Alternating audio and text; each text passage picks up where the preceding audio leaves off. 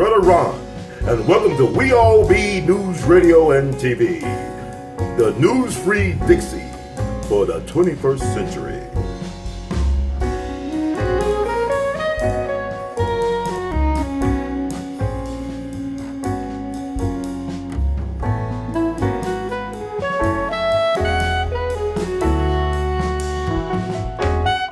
All right, We All Be. It's an honor to have on once again the one and only Judge Joe Brown, the Honorable Judge Joe Brown, give his take about what's going on in the current news cycle and beyond.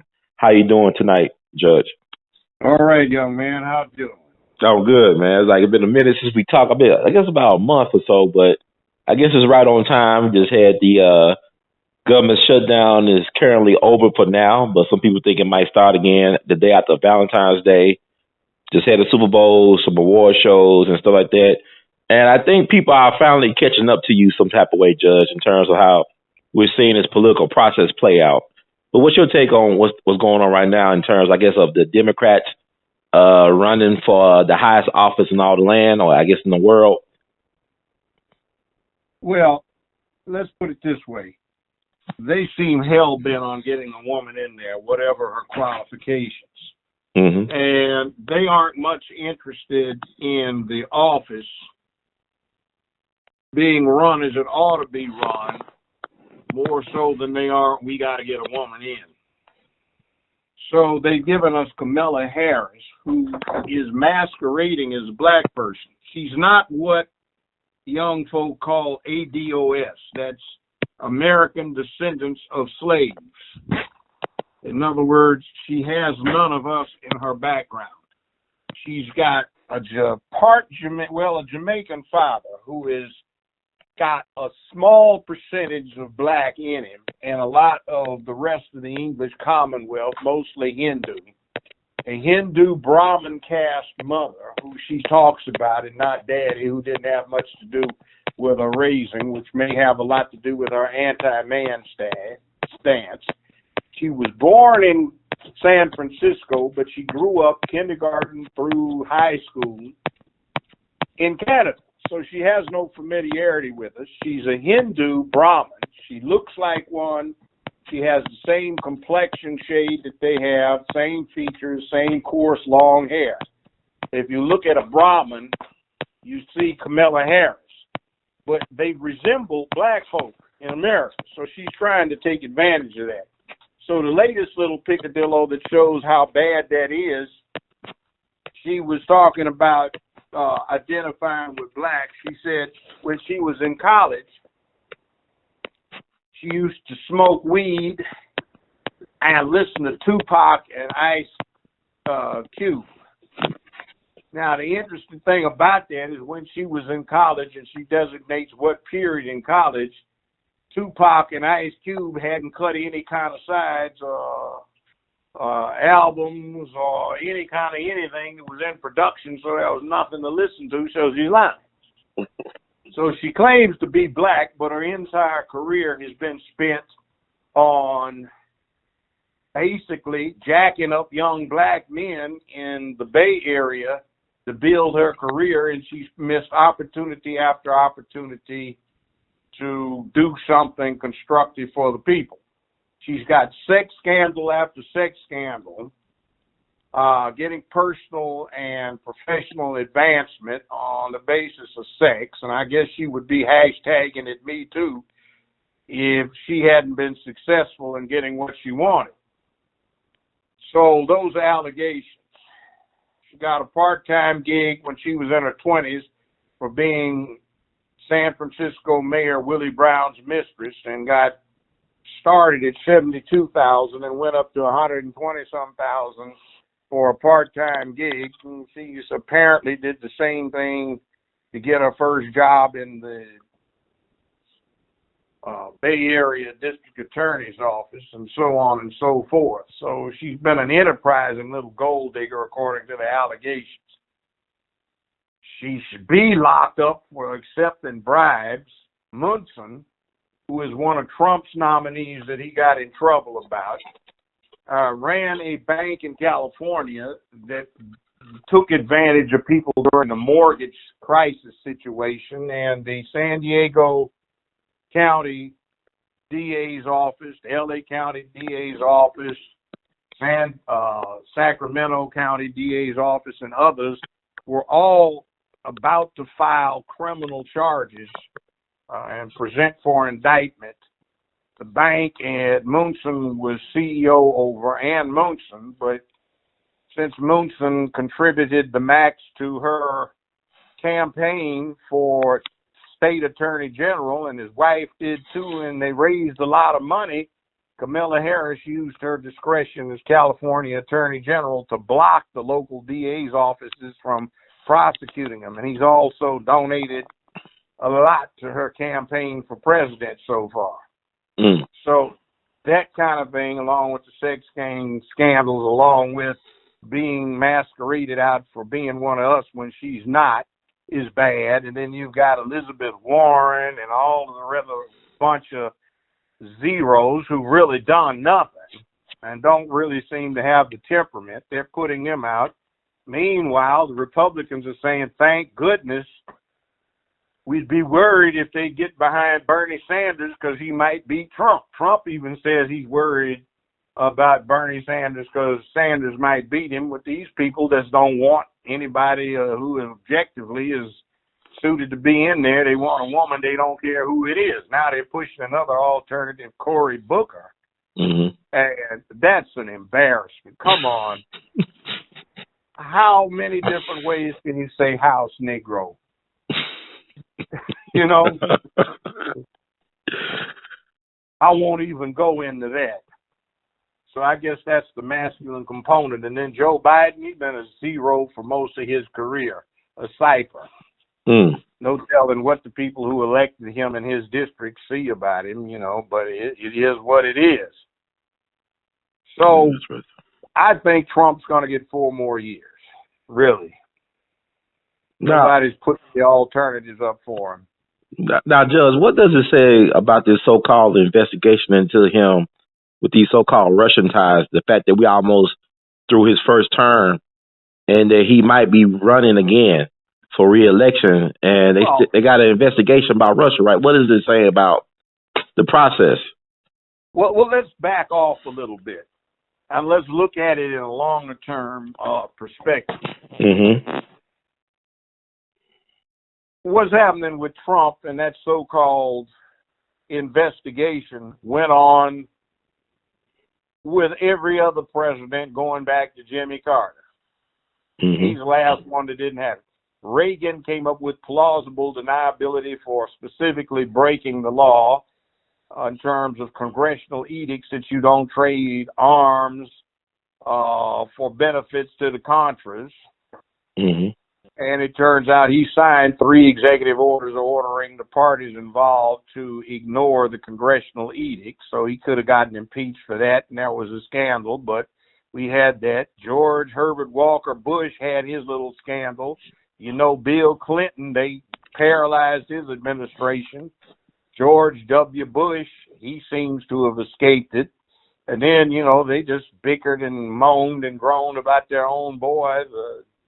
Elephant and jackass clothes, Barry Soetoro, a.k.a. Barack Obama. And it's just like nobody has any suggestions, nobody has any viable policies to deal with the current state of affairs. So what they do is attack each other like a bunch of little bickering girls in high school. And excuse me, but that's part of the problem. I don't want to insult any women because I know some very good ones, but one of the problems we're facing right now is they've so emasculated the country that what we're looking at is no more masculine principle out there. No honor, duty, responsibility, accountability, rational, reasonable, nor logical analysis and application. It's all slanted toward emotionalism. I believe rather than I think this is convincing. So it's not surprising when you get rid of the masculine principle, you get rid of a lot, and it's dangerous. Now, women can, when they train themselves, apply some of the masculine precepts about being reasonable, logical, and whatever it may be, but we've got so much advocacy these days to disregard the Constitution, everything else, because we're guided by tabloid, journalistic, lynch mob sentiments. He's been accused. He ought to resign. So damn what? Has anybody been able to prove it? You know, you got that circus that went on during the course of Cosby trial. Now, I've been a criminal court judge, and I've tried many cases, and that was a circus. That was an embarrassment to the whole system. And I suspect that there's a good chance Cosby's convictions will be overturned on appeal, if he gets a fair appeal. So let's see what happens with that. But a lot that's not good is going on right now. A whole lot that's not good. Why won't Bernie just stop caucusing with the Democrats and just run as a real independent? If he got that type of support out there. They don't have enough money, and they aren't on a number of states' list, independents rather, to be certified. See, if you become a candidate for a party, the party has become, in the states in question, a quasi-official organ of the state, and it's treated as such. They are treated as such. So you have the Democrats and the Republicans. You have the Green Party, the Libertarian Party, and so on and so forth. You have independents. But with the exception of the Republican and Democratic parties, the rest of them really aren't on solid ground in any of the states.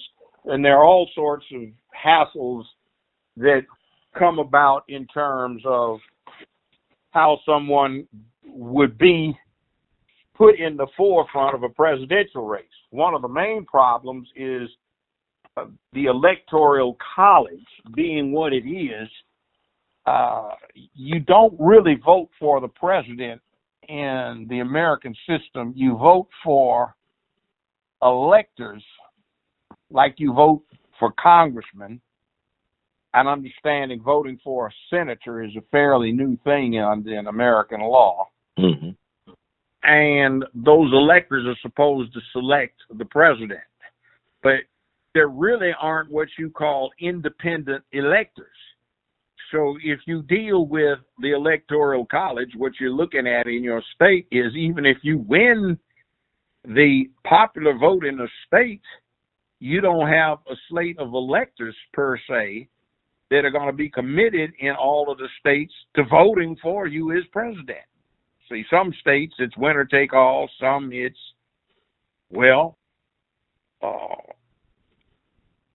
it's proportioned.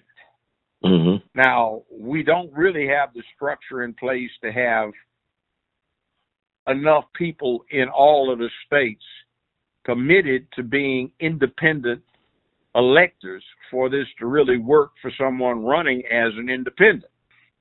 So there is a problem with someone getting elected as an independent. It's kind of complicated, but I think that's kind of the gist of it. Why do we have a board of electors? Because quite frankly, the people that came up with the idea for the country thought the average person was a little too stupid to really vote for somebody as important as president. And all they could do was vote for people who would make the selection. Wow. And think about it. We vote on all kinds of trivial reasons. What they look like, the more like a chick flick matinee star, the more votes they get. They look at some little picadillo that happened 40, 50 years, 35 years in somebody's past. Goodness knows the people that are being the most vocal are probably doing the most crazy, messed up stuff themselves. And nobody looks at the indicia of somebody's performance parameters. And they talk about new. We need a new, fresh face, which means just inexperienced and naive without a clue. But that's what we look at. New and improved is mostly new without being improved. So we have lost our compass And what I'm talking about used to be called common sense, but that's not such a common thing these days. Mm-hmm. I mean, that's a lot to digest, Judge. So basically, you tell me they're spending billions and billions of dollars on some BS about voting. Like, our votes don't really count. They don't really count. Are you telling me? Well, they never were intended to count. See, it's the press streamlined the headlines starting quite a while ago, and they make you think you're voting for president when actually what you're doing technically is voting for a body of people to elect the president. See, and when the country first started, the only two things you could vote for on a federal level were congressmen and electors. Senators were chosen by the state legislators upon being nominated by the governor. So that is because the American system is based on the Roman Republic.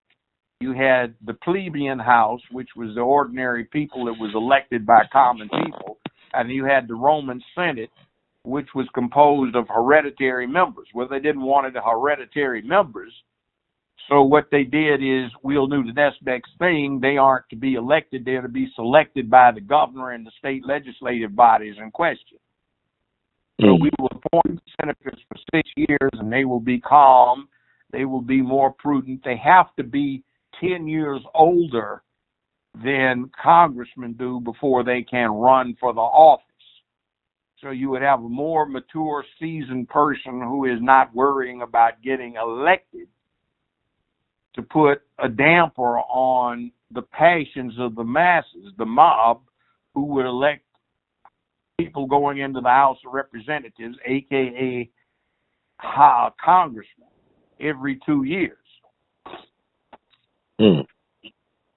So they eventually allowed people to vote for senator directly, but you still have the Electoral College, and it's not such a bad idea because you evaluate stuff like, say, Cruz.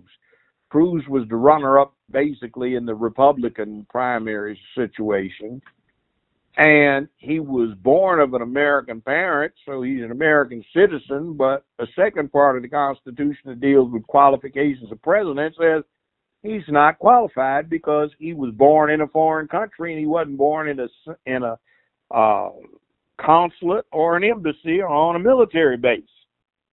So he can't be president. That was the same thing with Obama. He was a citizen because his mother was one. But the question was, is it true what his brother claimed? He was born in Kenya. Is it true what some other claim? He was born in Indonesia, or was he born in Hawaii?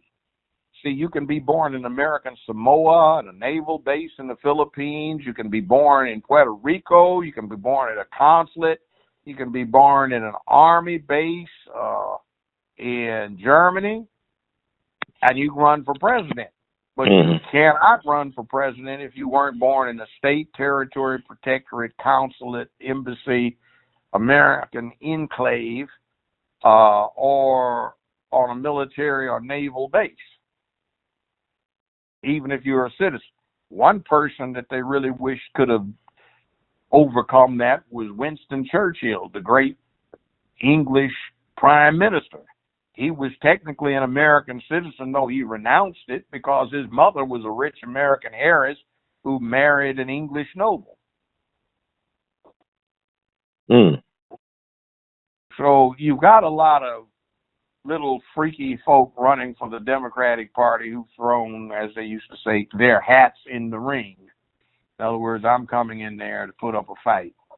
So you've got an interesting thing people are talking about. Well, you know, you have to be polite with women and you can't do this and that. Well, I'm the first to say you should be polite for women, except when they start trying to do the same thing men have traditionally done, in which case the fact that you've got a woman in there being polite to her does not ameliorate or make better some of the havoc that she can cause for ordinary people who will still lose their mortgages, their cars, their savings, their ability to put their kids through college, their ability to retire, their ability to get good medical and dental care, their ability to purchase prescription medication, and their ability to have a decent standard of living based on the amount and type of work that they do.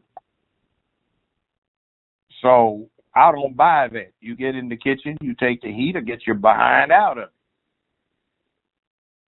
So what is said to be said? Like you talk about Kamala Harris.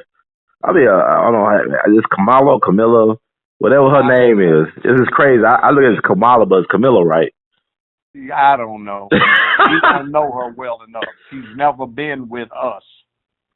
It's kind of scary to trust somebody who's trying to be like, she don't really stand out as somebody that actually stands for anything. But the fact that she got covered, like she went to HBCU, that she's a soror, she's an AKA.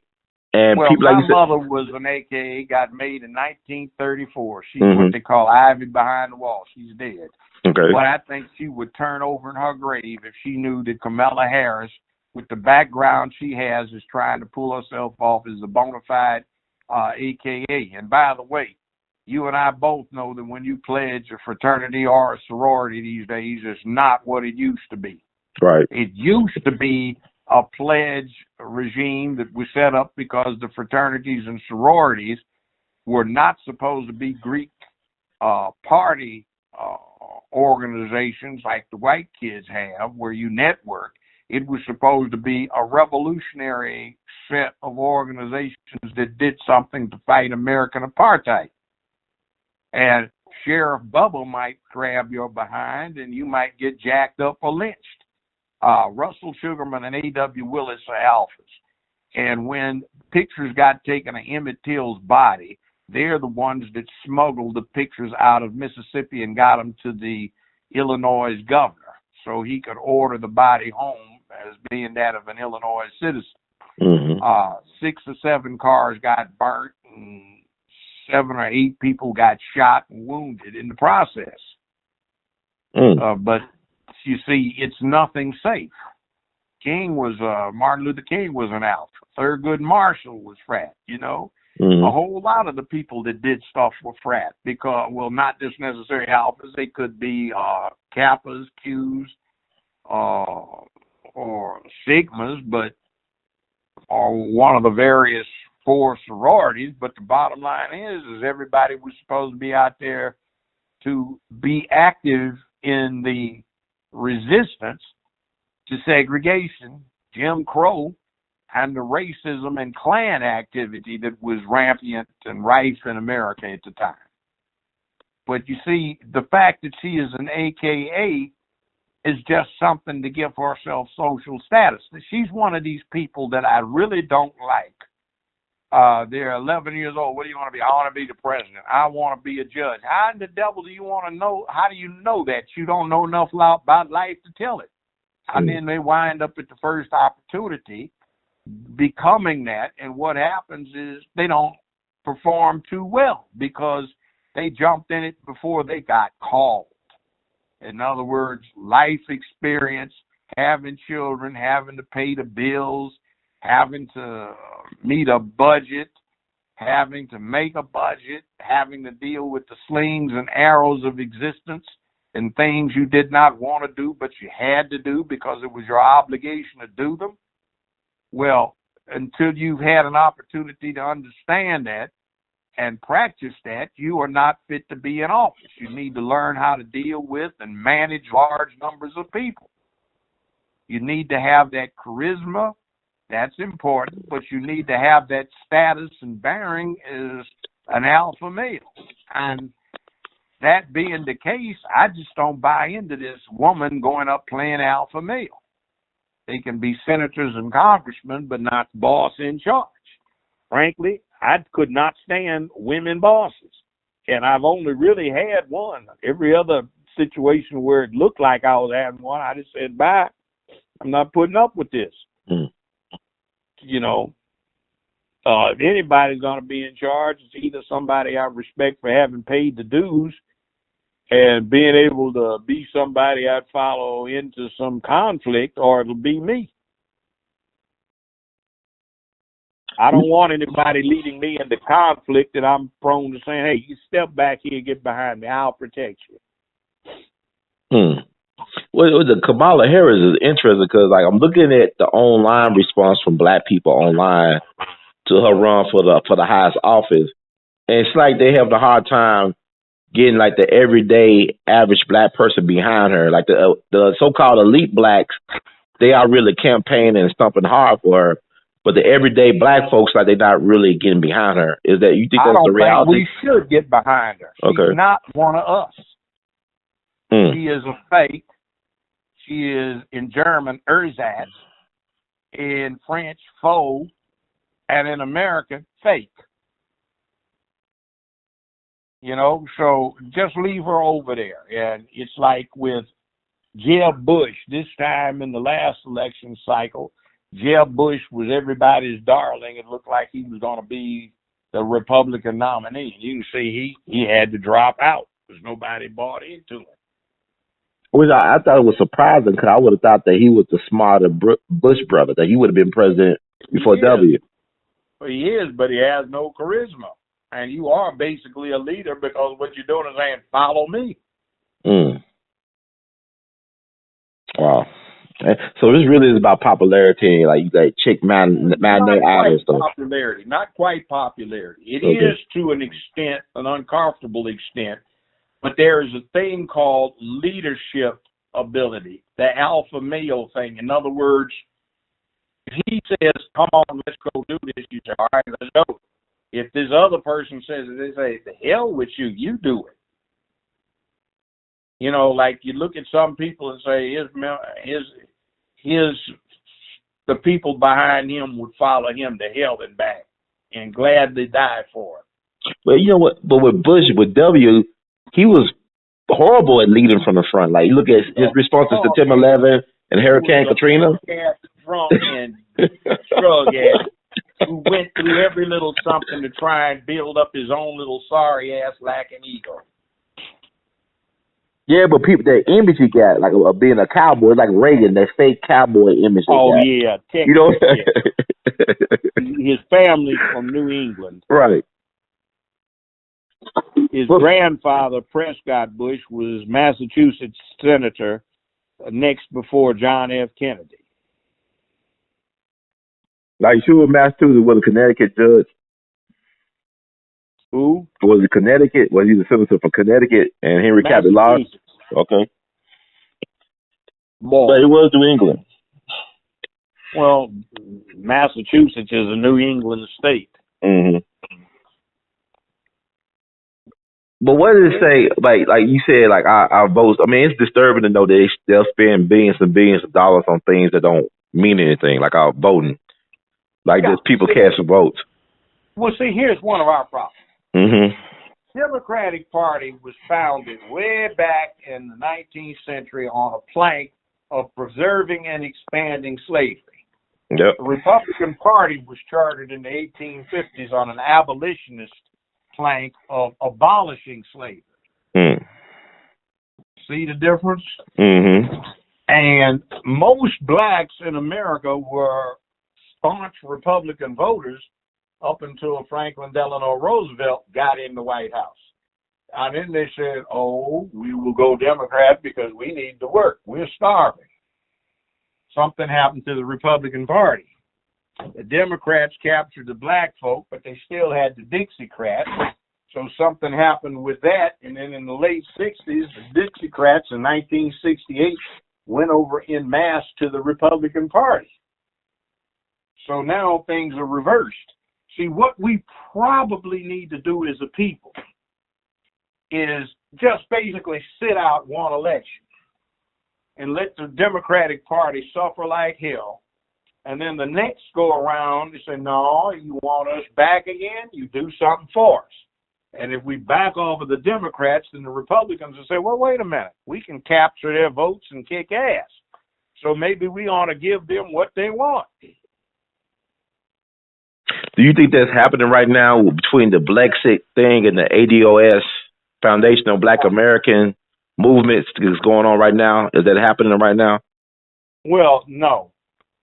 It's not focused enough. I think the ADOS thing is a good streamlined way of trying to explain what I used to take more words to say. In other words, Obama is not one of us. He has no ancestry from this country that went through segregation, Jim Crow, Reconstruction, slavery. Mm-hmm.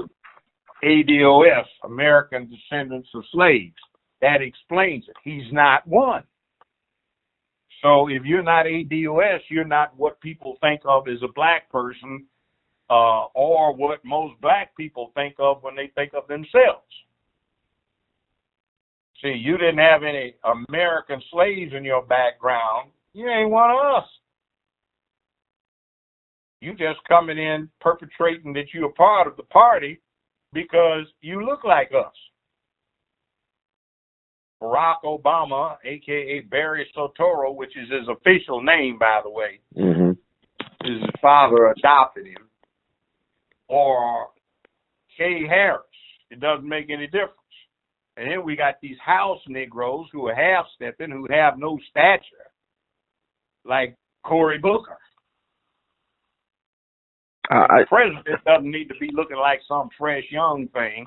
Nowadays, it's come out that the Kennedy administration almost got us blown up with that Cuban Missile Crisis, with a whole lot of miscalculation and everything else, with Khrushchev on the Soviet side working us like we were hoes, because of their inexperience and naivety from being too damn young.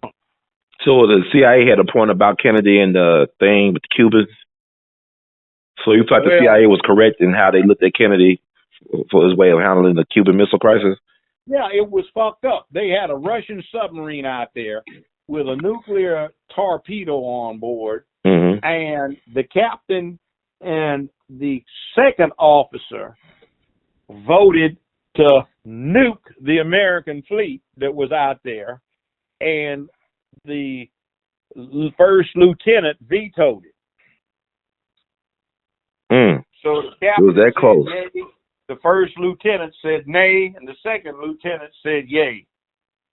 And that's how close it came to starting a thermonuclear war. The Americans didn't even realize that the nuclear warheads were already in Cuba and the missiles were armed. They thought the warheads hadn't gotten there yet, and they had a blockade where they were going to keep them from coming in, but they were already there. It was too late. But I thought those films they had judged back in the day where they had like the students getting under the desk to protect from nuclear bombs. Oh my God. I don't know what we was doing. And we came that close. It was 90 miles away from Miami, Cuba, with those nuclear warheads. So they had to get rid of Kennedy then, huh? They had to get rid of him. Well, even McNamara said, he thought he was hot shit because he was CEO of Ford Motor Company. Oh my God! And a Republican that the Democrats like. He before he died, he gave some interviews and said, "I scare myself now when I think about some of the dumb stuff I did." Yeah, what about his McNamara? He did not have a clue. He was sending people in with low IQs into Vietnam, though. That's McNamara. Well, McNamara's problem was he tried to deal with the military like it was a car manufacturing business, and that didn't work. It was horrible. Cause you remember, what I'm talking about. It's stuff like this. Like, for example, the Air Force got the F-111 as it started off as an attack fighter, basically light bomber. Okay. And it wound up becoming a nuclear strike bomber. It could penetrate well at low altitude, carrying a couple of medium-sized nukes. And he also wanted that same plane to save money used by the Navy for interception of hostiles coming in to attack a fleet. And it didn't work. So they spent a lot of money, wasted a lot of money. The Air Force got the heavyweight F-111, and the Navy had to start all over again and built what is probably one of the best fighter aircraft ever made, the F-14 Tomcat. Now, the F-14 Tomcat always suffered from being underpowered. So once they finally got the right engines for the damn thing, upgraded the electronics, and made it the F-14D, Well, the dumbass Bush administration ran out of money, George W., and they grounded them all 3 months after they had all been upgraded and improved. So the best fighter aircraft in the U.S. inventory is now rotting away in a warehouse. The F-22s are good, but they only built one wing of them. And that only covers basically an occasional visit somewhere else in the world and defense of the East Coast. But they've got all these F-15s that they can't operate flat out anymore because of metal fatigue. And they've got the F-16, which was designed as an inexpensive backup to the F-15. And the Navy's got the FA-18, an upgraded edition, but the FA-18 was simply a cheap backup to the F-14 Tomcat because we couldn't afford enough of it. But yet So they say, our wow. posture is shit right now. We probably got the best tank in the world, the M1 Abrams, but the design is from the mid-1970s. That's 45 years old. Nothing can beat it, but the Russians are coming up with some really awesome stuff that just make. But are we really going to go to a war? I mean, you think we're going to get into a war with the Russians or even China or anybody else? But there's this thing of fighting the proxy. Mm. And then there are things the Soviets could not beat Afghanistan down, and we can't either. And they don't got no, like, top flight, air fighter jets or anything. So just imagine if you ran into somebody that really had something going on. Hussein had the numbers, but they were war weary after 7 or 8 years of war with Iran. We controlled their airspace. Like, people say they did 9/11, but we controlled their airspace.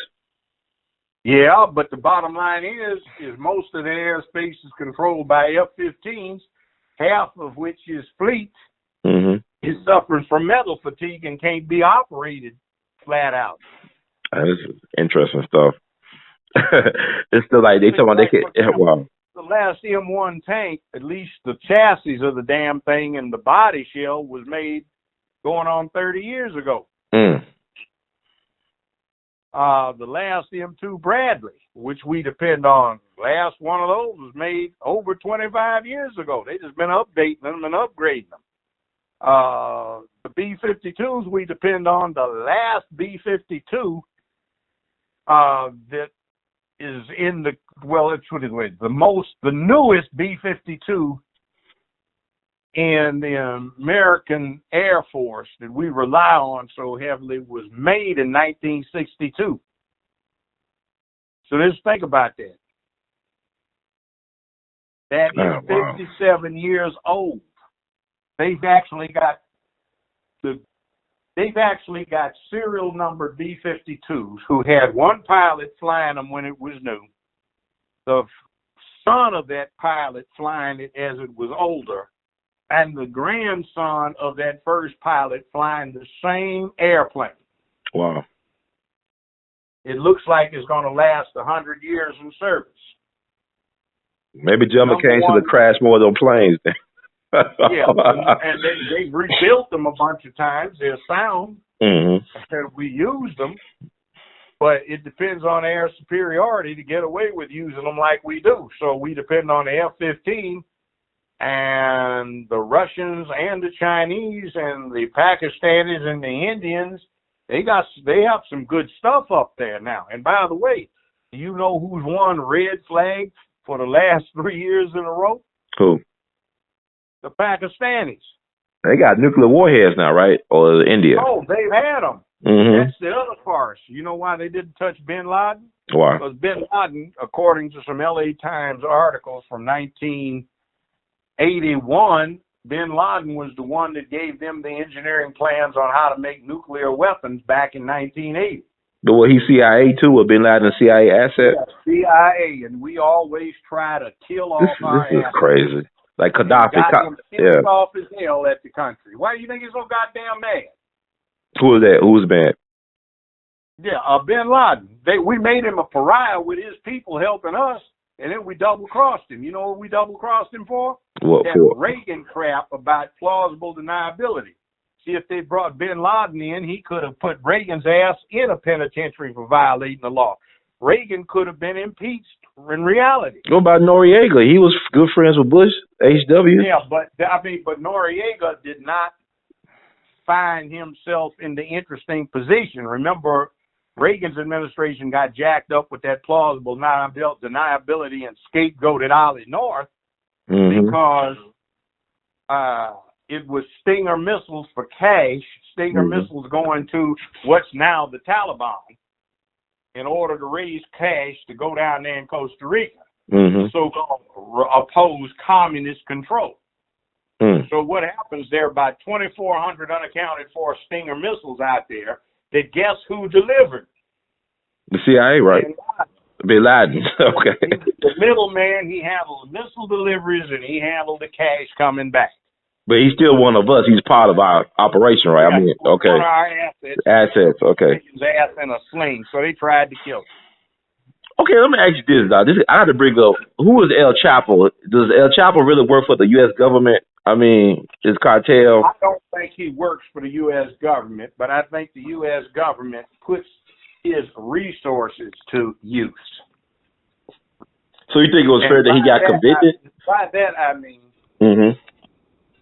starting with Nixon, driven on by J. Edgar Hoover, who had a lot of blackmail information on Nixon. Right. The FBI and other federal entities were allowed to flood the inner cities with stuff like cocaine. And you got to get it from someplace. You got to get crack. Now, most recently, Johnson, you know, the Kimmy girl said just had a bag of cocaine because she was a grandmother, which she wasn't at the time. Was trying to save her house, which she had quite a few at the time, which isn't true. And she should be pardoned. However, she was found with 6,600 pounds of 96% pure cocaine, which is about 18 to 20,000 pounds worth of street, or maybe 24,000 pounds, which is 12 tons trash cut, and several tens of millions of dollars in her possession. She was working with the Mexican cartels. So that same thing is still in place. And the other thing about crack doesn't make a bit of sense. Crack is refined cocaine. And the fact that crack is so cheap doesn't make any economic sense unless somebody subsidizes it. It's like, would it make sense if somebody told you they could sell you a 55-gallon drum of 93 or 91 octane gas for the same price, for less than you would pay for a 55-gallon drum of crude oil? Wouldn't make any sense, would it? So crack, which requires the raw cocaine, is cheaper than the raw cocaine, but it has to be processed. Doesn't make economic sense, does it? So in that respect, I would not be off of my particular standards if I said, you know, there may be a connection.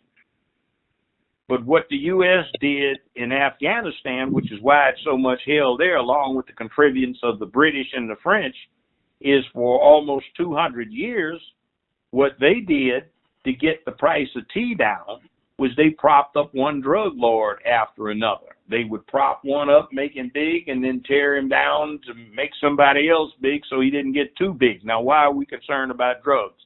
Because to get tea, rather than paying for tea with gold bullion, which the last effective Chinese emperor demanded, what you do is you would produce opium in what was then known as northern India, now known as Afghanistan. You would take the opium to China, trade it in one of the harbors in China for gold, and hand the gold back for tea. You see all of those famous opium dens in China? The U.S., the English, and the French are responsible for setting them up to deliberately addict Chinese people so that they would have a cheap way of getting tea. Wow. But that's the historical basis for the government. You know, the Taliban was actually suppressing the growth of, they were stopping the opium from getting out of Afghanistan. They got rid of them. Yeah. And we got rid of them. Yeah. See, nowadays, the opium trade is causing problems because it looks like U.S. factions encourage the resumption of production of opium to raise money to deal with black ops and so-called international terrorism, which I think is a misnomer. Mm-hmm. Under the Constitution, there's no basis for fighting terrorism, but there is ample basis if you consider its piracy, which is mandated in Article 1, Section 8 of the U.S. Constitution. Also, when people talk about international law and how we can't be bound with it, well, Article 1, Section 8 of the U.S. Constitution says it's the duty of the armed forces and the commander-in-chief to, quote, enforce the law of nations, unquote, which is an interesting thing. The U.S. military is saying we need to start using hollow point bullets to get more effective lethality in our ammunition. We weren't signatories to the Geneva Conventions that banned it. Well, that may be true, but it's still the law of nations, and Article 1, Section 8 of the Constitution says that the commander-in-chief in the armed forces not will, not should, but shall enforce the law of nations. So they've even had lawyers, young lawyers, tell the Defense Department they're okay, but apparently they forgot the fundamental law, which is the basic underlying bottom law of the United States of America. That's the Constitution. Article 1, Section 8, the armed forces and the commander-in-chief, quote, shall enforce the law of nations, unquote. Let me ask you this. I know I heard some things about Franklin Roosevelt. I know that his grandfather was very much a big-time drug dealer in the opium thing, Warren Delano. That's how he made the family fortune. And some people believe that Franklin Roosevelt got involved in World War II to regain control of the Golden Triangle or the drug trade. You think that's true? Well, yeah, the Golden Triangle, the drug trade, is why Afghanistan's a mess now. It was opium, gold, tea. The clipper ships you see, they used to race from northern India to China, loaded down with opium, and trade the opium for gold and hand the gold back for tea and race across the Pacific or the Atlantic with the tea. I mean, why they don't teach this stuff in school, Judge? I'm just curious. They used to. They did? Wow. Okay. Most of what I tell you, I picked up in the 5th grade in California. But they taught y'all civics too, right? They don't teach civics no more though, on social studies or whatever. No, we called it social studies. Yeah, I remember social studies when I was elementary, but they don't teach it no more. They teach new math, I guess. Like the new math. You like it? Nope. I had a math and science major at one point in my early career. I don't like the new math, but I guess it makes sense. I had an African gray parrot, and I witnessed a much older edition of the same kind of parrot teaching some other parrots how to do math. He could multiply and divide, and he was using new math. I said, okay, how much is 8 times 2? He said 16. I said, oh, and he said, yeah, me show you. And he laid out 2 blocks, 2 blocks, 2 blocks, 2 blocks on this table. He said, 2, 2, 2. 2 is set, 8 set 2. In other words, 8 sets of 2 is 16. How many is take 3 from 16? What do you have? He said 13, and he showed me. So it works for parents. Maybe I just don't think the right way. Well, I just think it's interesting because they don't teach cursive no more either. I mean, it's like, I guess the way that you got to process things differently now, because now it's so many distractions now. They got so many things coming at you through social media, technology, everything is moving real fast. Yeah, well, supposing the power grid went down and you couldn't get electricity to charge up your phone and it was real cloudy, so We through. if you're one of these fortunate few that's got a solar charger, you couldn't do that. Mm-hmm. Now, what are you going to do if you don't have your cell phone to use? If you're one of these people who don't have huge thumbs like me, use your thumbs to type on your cell phone with. What are you going to do if you have to transmit something to somebody? Slowly print out a message? Well, like Marcus Garvey, he said, to paraphrase him, he said that modern life will be the death of the Negro. I mean, we lost our connection to the land and became so dependent on these type of infrastructures. This is going to be our undoing. Well, yeah, it's like we are obsolete. There's no word for it. And see, you went to college, I went to college, but so many of us talking about teach ain't on my agenda. Right. There's nobody reinforcing them at home.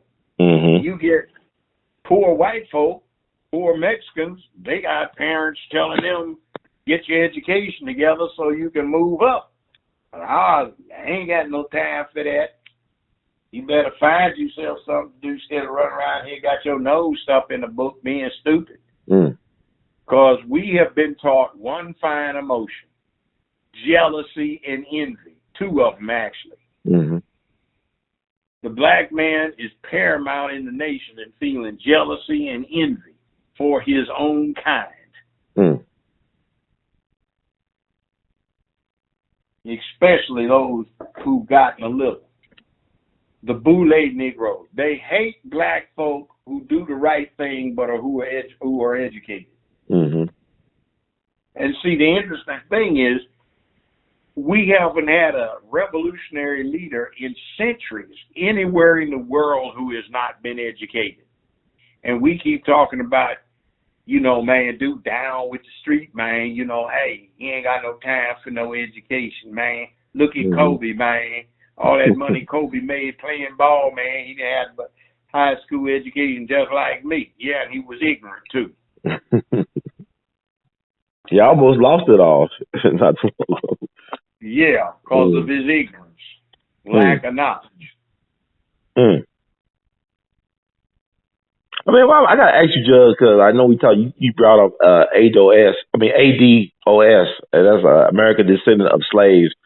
And it's really like people talking about it's buzzing online and people really, do you feel like it could be a movement, like a strong movement by 2020 in terms of demands and whatnot? I think it'll be a movement. It's just a way of, okay, we went from Negro to colored, from colored to Negro, we went back. We went from Negro to black. We went from black to Afro-American. We went back to black, then we went to African-American.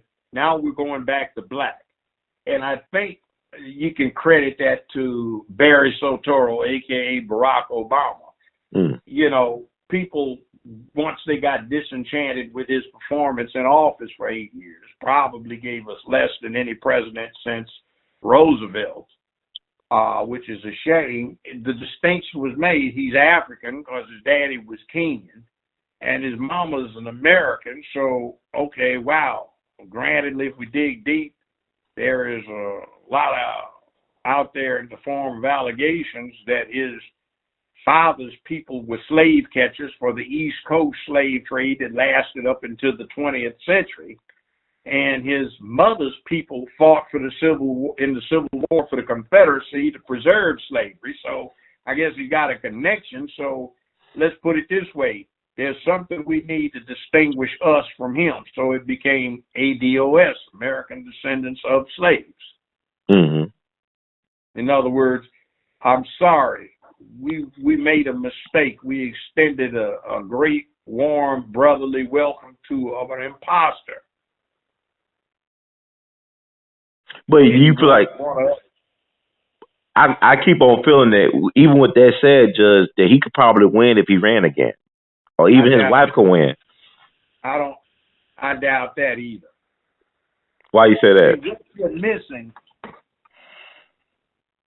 is that probably the only person around right now that could beat Trump is Bernie Sanders. Do you know why? Why? Trump acts like what? Trump act like what? What's he act like? An asshole or No. a man? Acts like a man with strength. Yeah, he is an alpha dog. I believe Trump is an alpha guy. Yeah, he is. He Mm-hmm. does not act like a wishy-washy little wimp, always apologizing. He says, F you, screw you, go to hell. Yeah, I grabbed the pussy. Right. You know. And he still get the woman vote. Yeah, and how many of us would be lying through our teeth that if we dared to try and say we'd never been involved in such a discussion in a locker room or sitting around a table drinking beer or in somebody's front room watching a ball game? Maybe Terry Crews. I don't know. Oh, Terry Crews. And Cory Booker. Oh my Yeah. God. Bend over boys. Yeah, but Cory Booker, like Judge, I can't see him as president. It's like what Rob Parker, this sports journalist some years ago, he said this about RG3, the quarterback for the Skins. He said he's just like a cornball brother, and I know he was the mayor of Newark, but he's like he's corny. He's just a cornball dude. He don't. Yeah. He just seem inauthentic. He's goofy. I don't know. He's not presidential. No. He looks weak. He acts weak. I don't know. Maybe I might be wrong. I don't know him personally. I'm just looking at his image where he's projecting. I just don't feel it. I agree with you. Okay. Like, come on, man. But Bernie ain't go. But they want a woman. Like you said, they gonna get them a woman in 2020. I gotta ask you about that Cortez girl, that Osario. Don't get her ass kicked when she jumps up in there if they get one. See, the Democratic Party some years ago fixed things with that super delegate that they've toned down. Mm-hmm. But that is the reason you got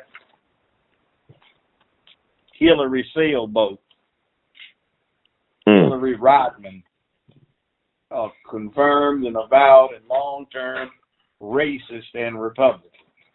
Oh, yeah. See, they want to talk about Bernie being an independent. Well, hell, they were pushing Hillary, who was president of her young Republicans, campaigned for Barry Goldwater and Richard, I am not a crook, tricky Dick Nixon.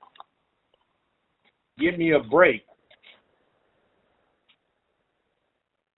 That's just absurd. He's been independent. He's not really been a Democrat. Well, he had that alpha.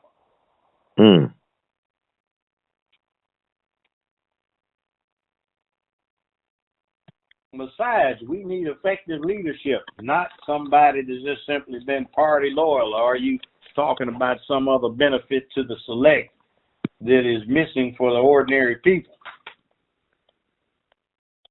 But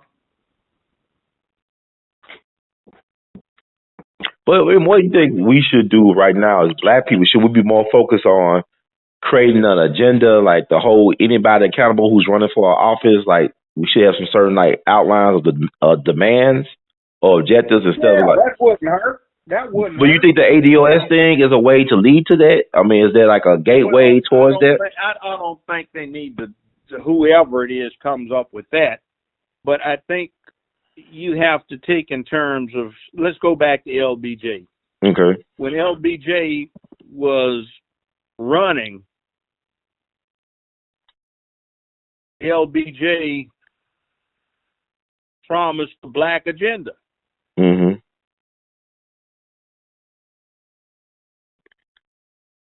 These other people are afraid to talk on it. Why? Because, for the most part, they're being politically correct. And see, their agenda is not really us.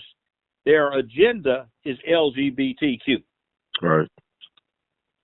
We just happen to vote for them as the classic lesser of two evils over and over and over again, and we get the lesser of anything.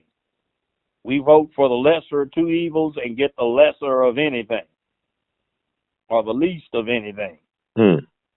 So you put people in who have an agenda that's more important than us.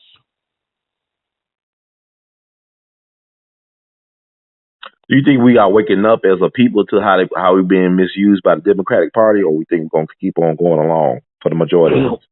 We need to keep talking and make it loud and say it long and take advantage of the positive side of the truth that Joseph Goebbels or Joseph Goebbels spoke.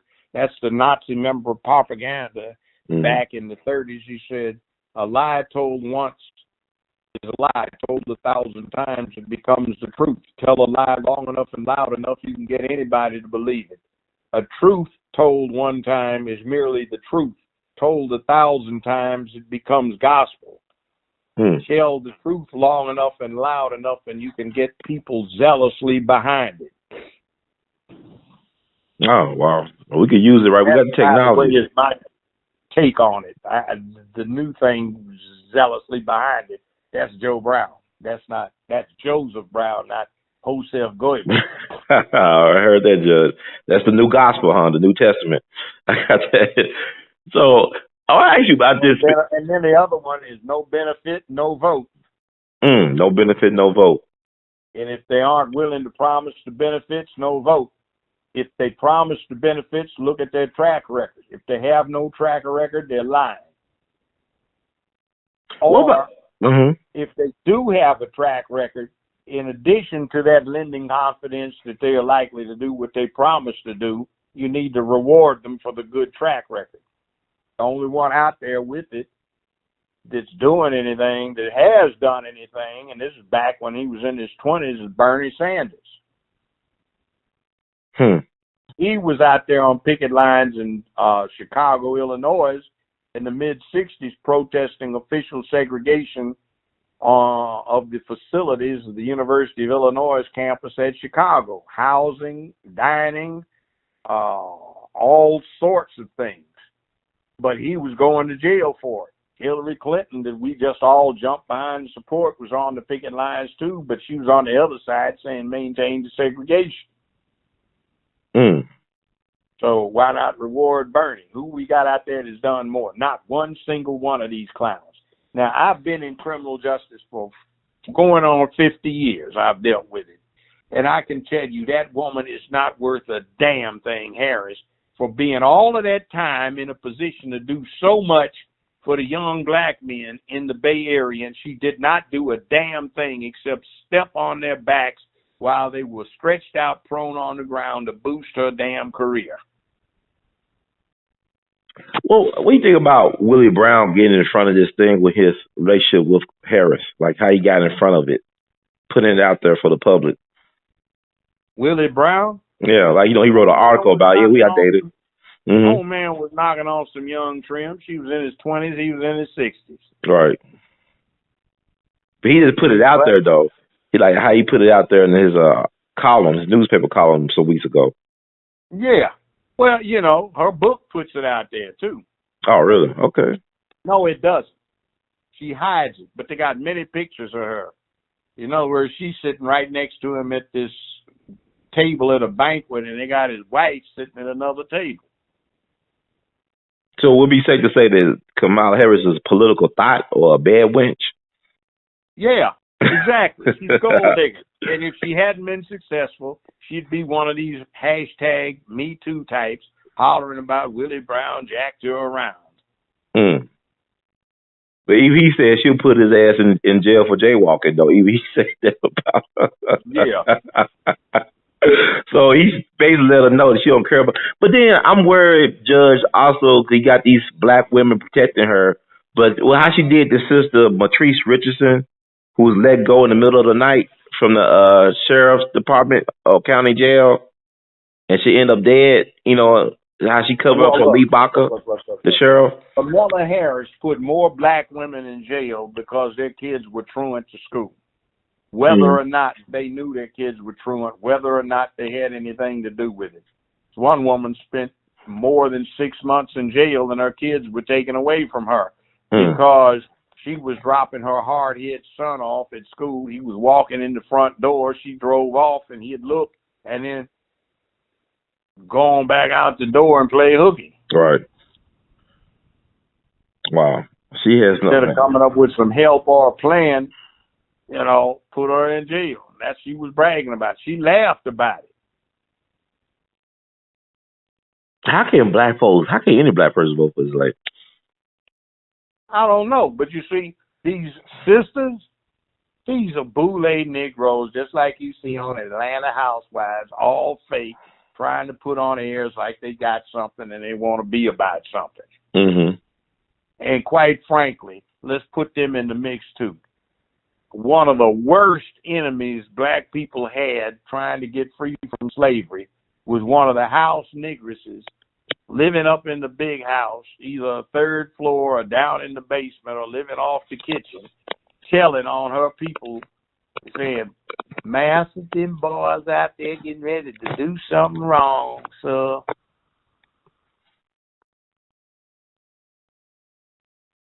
You know, that's what they're like. Just the modern day equivalent. They think like slaves.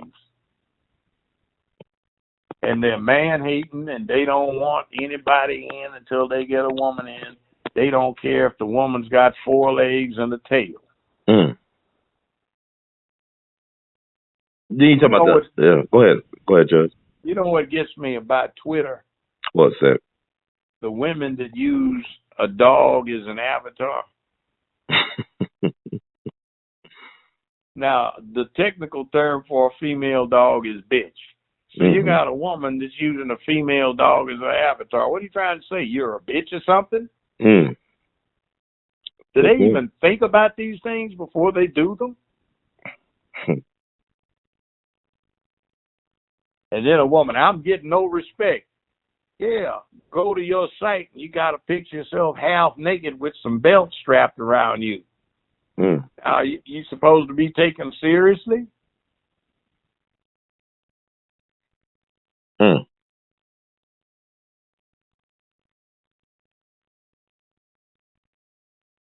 Well, Joe, I know you brought up the LGBTQ whatever people. I gotta get your take on this Jussie Smollett situation up in Chicago. What's your take on that? I don't know him personally. Mm. I don't think I want to.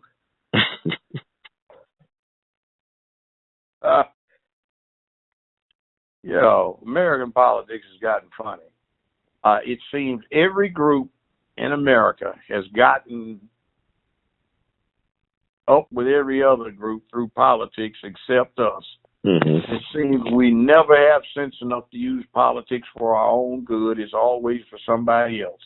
Mm. The Irish, who, by the way, weren't even classified as white until a special act of Congress in 1878 declared them to be white. They were considered non-white before that, and that was in return for their service on both sides during the Civil War. Mm-hmm. The Italians were declared non-white until they got declared white. Mexicans were non-white until Eisenhower declared them white for political purposes. We're still ends, like we've always been ends. We just give everybody the vote so they can help somebody else besides us. Mm. Like you said, we keep on changing our name. We can't agree upon a name to call ourselves as a group. Well, it's fluid. I guess, like, what's the term? Gender fluidity? Like, what the hell? If a medical examiner was looking at you on the morgue slab, what would he classify you as? Mm. That's a good question. Black, African American, colored, Negro, ADOS. It's interesting, man. It's name gang stuff. But my thing is, like, I hate when I see politicians. Like, I believe that black people should be treated as a special class of people, like Jews or gays or anybody like that. We should be protected. And when people say, blacks and browns, and we don't really have no allies. Like you said, we do everybody else bidding, but we really have nobody that stands with us when it comes to our priorities. We don't. So why I like we need allies, then we don't have no friends?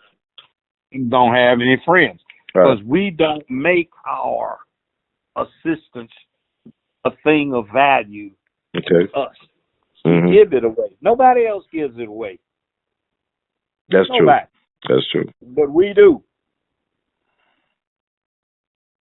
Yeah, I see that a lot with the illegal immigrant stuff. I had talked to some people from Atlanta.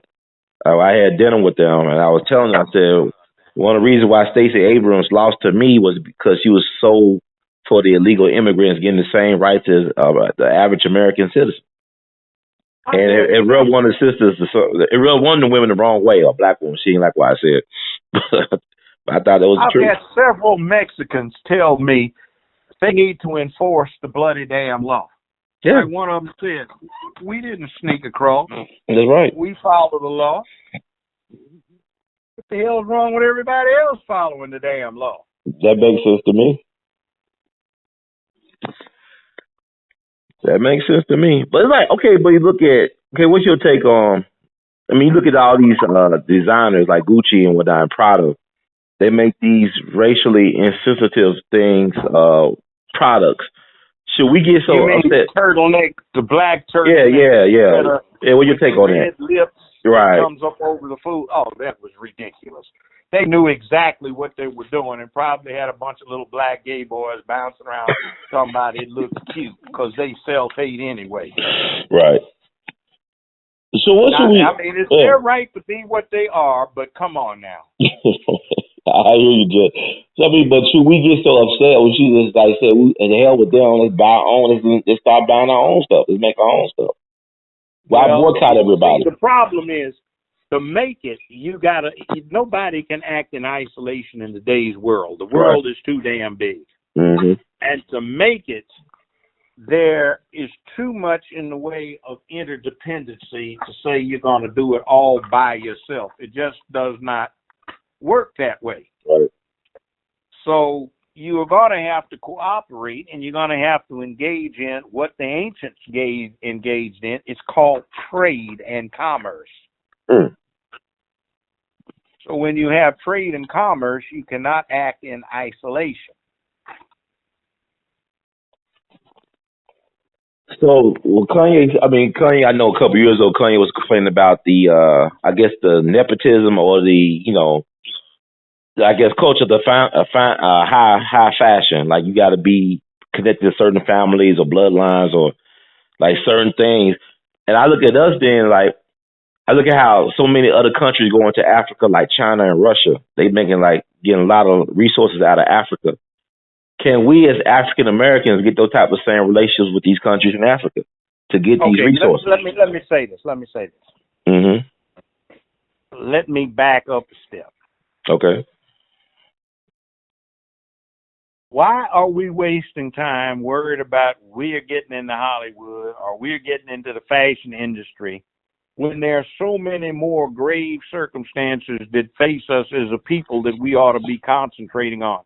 Nobody else was worried about getting into the fashion industry when they got to this country to get established. They were interested in getting power. Once they got power, their great-granddaughters or grandsons could get involved in these things dealing with entertainments and frivolities. We haven't gotten any goddamn thing, and we're worried about frivolity. How are we going to get into the fashion industry? The fashion industry, we can buy clothes of different sorts, and if we like it, patronize whoever does it. Or we can decline to buy it. And I'm looking at all these boys walking around in these little tight peg pants that's all you can find these damn days. And from the rear, they look like girls. They've got the girls' hairstyles with earrings and crap. You go, what the hell's going on? Birds and other animals, there are differences between male and female, and even if they look somewhat similar with no distinguishing coloration, like, say, bear, the male bear don't act like the female bear. The male bear, they stomp and they look masculine, and you can tell by the way they move off at a distance. And female bear, they call them sows, versus the boars, they move in a female fashion. They switch and twitch. They shake the booty, but they're bears. When you get the boys shaking their butts, it's like, hey, that throws off this receptivity. People are out there kind of courting, for their whole lives in one sense. So you pay attention to what you're looking at. So you get these mixed signals. It's like, what the hell? That's probably why everybody complains these days they can't find a damn date.